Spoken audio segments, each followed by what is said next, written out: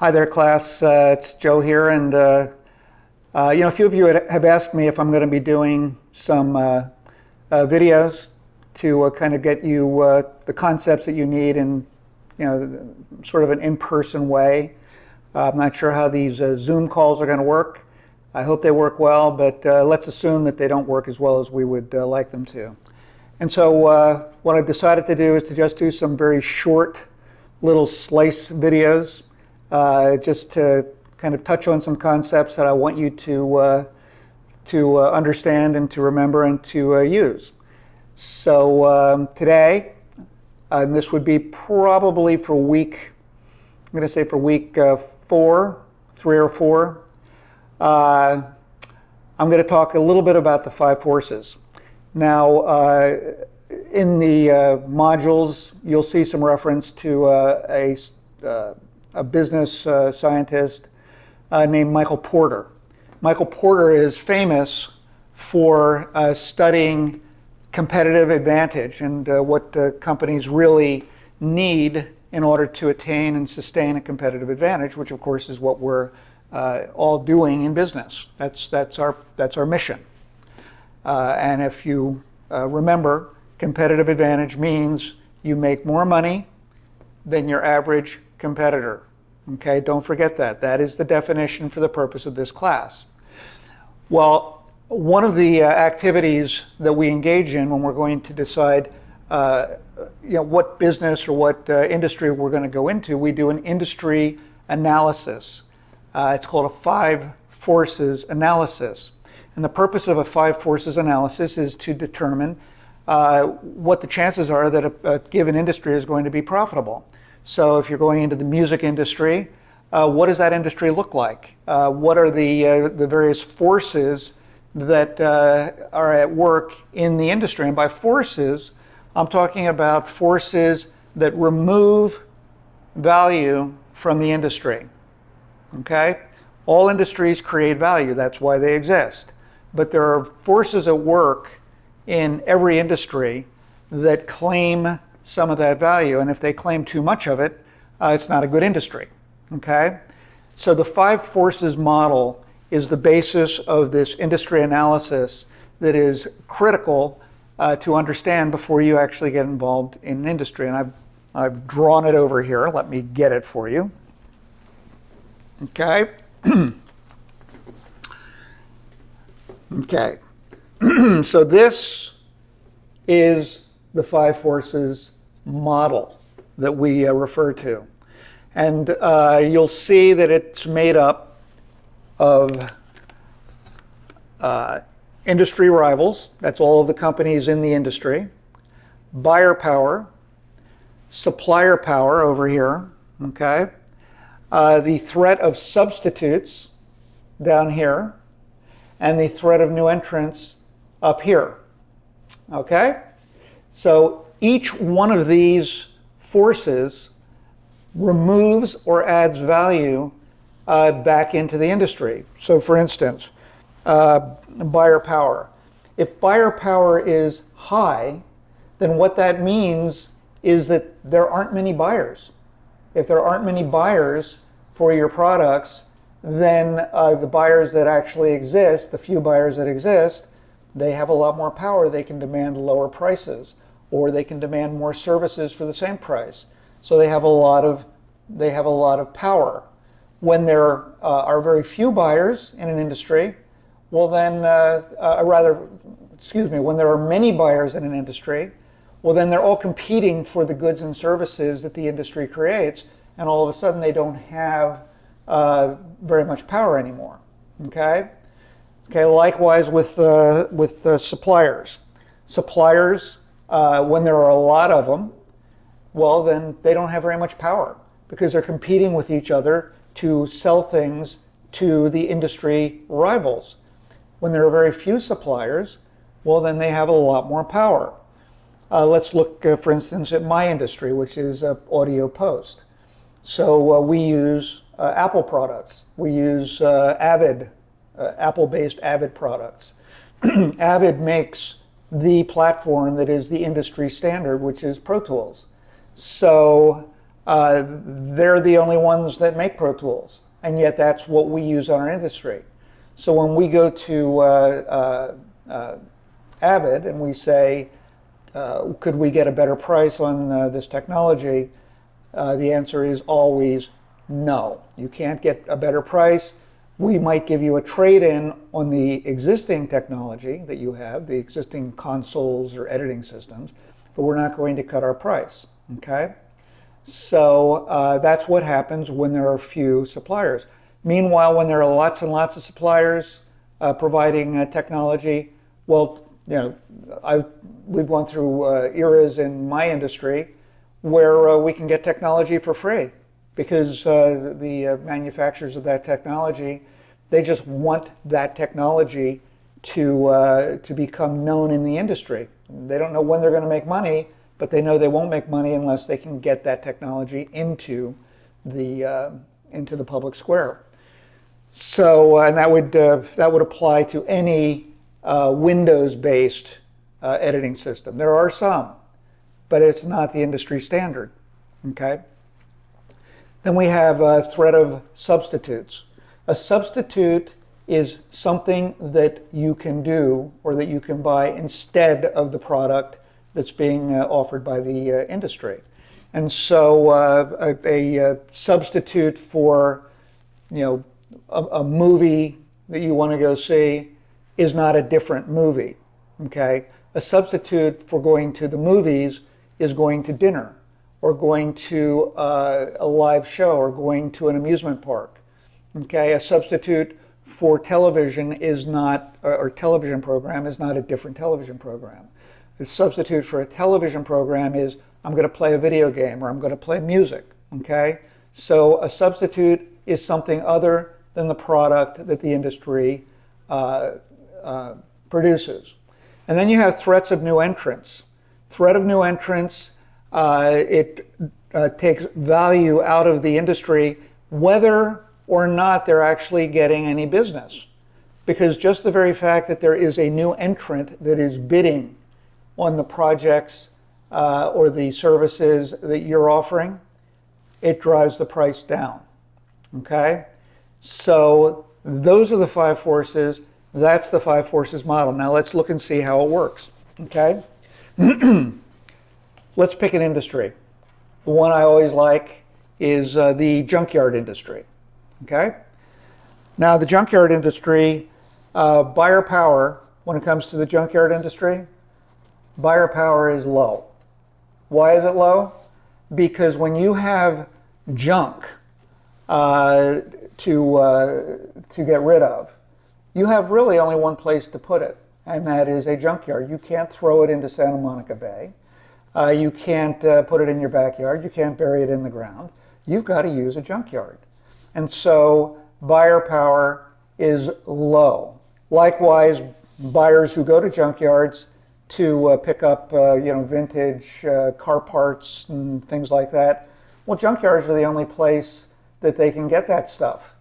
So when you go to a junkyard and you find a gear shift for a car that you're rebuilding or some other automotive part that you really want, you don't dicker about the price. You're just happy and lucky that you found it.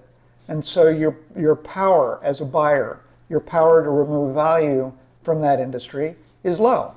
So what we do is we rate it that way. Okay? So buyer power low. This is the junkyard industry.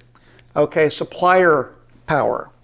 Well, again, supplier power is somewhat along the lines of buyer power in the sense that a junkyard exists because it's supplied with junk. And you don't negotiate with the junkyard when you have junk to drop off at the junkyard. There's only one place you can put it, and that is at the junkyard. And you pay a fee. You pay by the pound.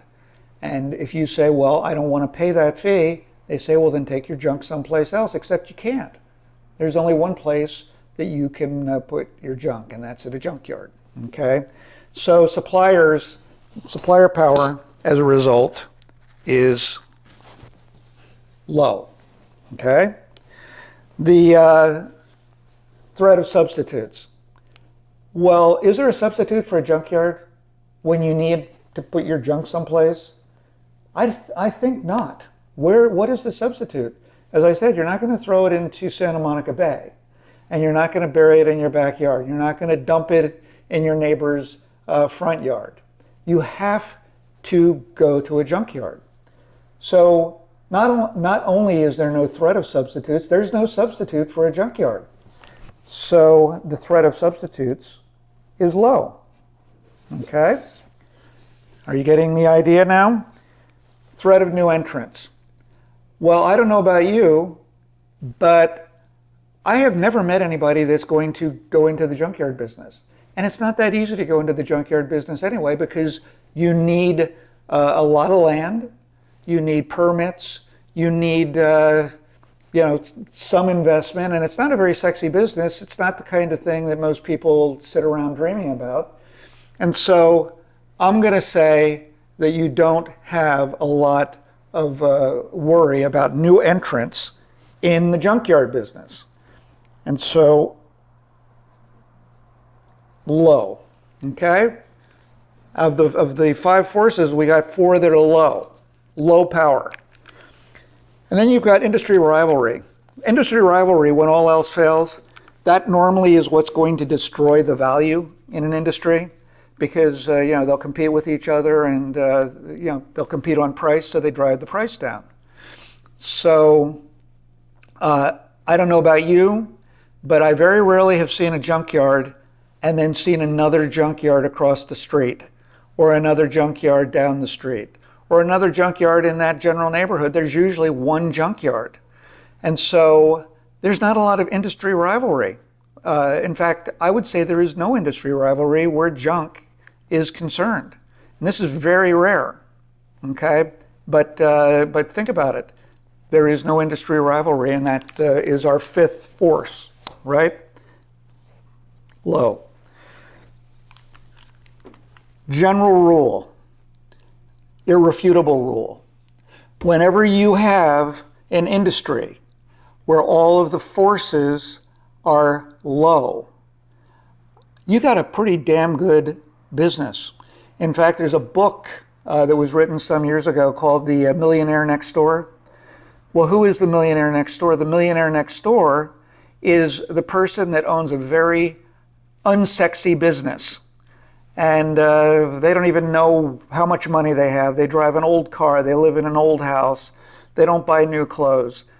But they're rich because they own a junkyard. And before they knew it, they were wealthy. Okay, so that's the power of doing an industry analysis and finding out where the value is going. In this case, in the junkyard industry, the value is staying in the industry, which means that if you're in that industry, it ends up in your pocket. Okay? So let's talk about the music industry. Okay, it's very different. So the music industry. What about buyer power with the music industry? Well, it used to be that you had to go to Tower Records in order to buy some music. Do you have to do that anymore? No, you do not. You have access for $9.99 a month to every song that you would want to see, or listen to rather, and you don't even have to pay for it most of the time if you don't want to. And so buyers have a tremendous amount of power, which means they're removing value from the industry. They're getting music for virtually nothing. You've got very good artists who get a fraction of a penny per stream. So buyer power in the music industry is high. Okay, so I'm going to let me just see if I can turn that L into an H. Okay, it's high. Supplier power. Supplier power is probably the one reason that the music industry is an attractive industry, because who are the suppliers? It's the artists. It's the people that create the songs, perform the songs, publish the songs. And guess what? There are a lot of them. There are tons of them. And every one of them is desperate to get into the business. And so they don't negotiate very hard. They don't try to take a lot of value out of the industry. So, and they'll do it for free. They'll do it for a fraction of a penny. I had a student once who was telling me about a website that he put his music on, and he said, and the best thing about this website is they don't take any money. I get all of the money from all of the streams. And so I said, well, so how much money do you get every month? And he says, I get about $50. Well, you know, I wasn't impressed. But that just tells you that the suppliers, he was a supplier, they don't have any power. Okay, so their power is low. Okay? Threat of substitutes. Well, in the entertainment business in general, there are tons of substitutes. You don't have to listen to music. You can go to the movies. You can watch TV. You can play a video game. You can go on a picnic. You can go to dinner. Okay? So there are lots and lots and lots of substitutes for music. Okay? Now, as it turns out, you know, we do still listen to music while we're doing some of these other activities. But the fact of the matter is the threat of substitutes is terribly high in this industry. So let's reflect that. High. Okay? Threat of new entrants. Well, I'm going to bet that on any given day, there are probably 10,000 people that are coming to Hollywood to make their fortune in music. Artists and composers and performers, you know, people that have dreams of being in the music business. Okay? So the threat of new entrants is really, really high, which means that if you're an established artist, there is a very reasonable expectation that down the road, and maybe not so far down the road, somebody is going to emerge that's going to bump you out of the box. Okay? So the threat of new entrants is high. It's very high. It's probably higher in this industry than in any other industry. And then, of course, industry rivalry. Well, the entertainment business is extremely competitive. There is huge, huge competition in the music business, in the movie business, in television. And so the industry rivalry, it's probably second to none. And so the industry rivalry is high. Okay?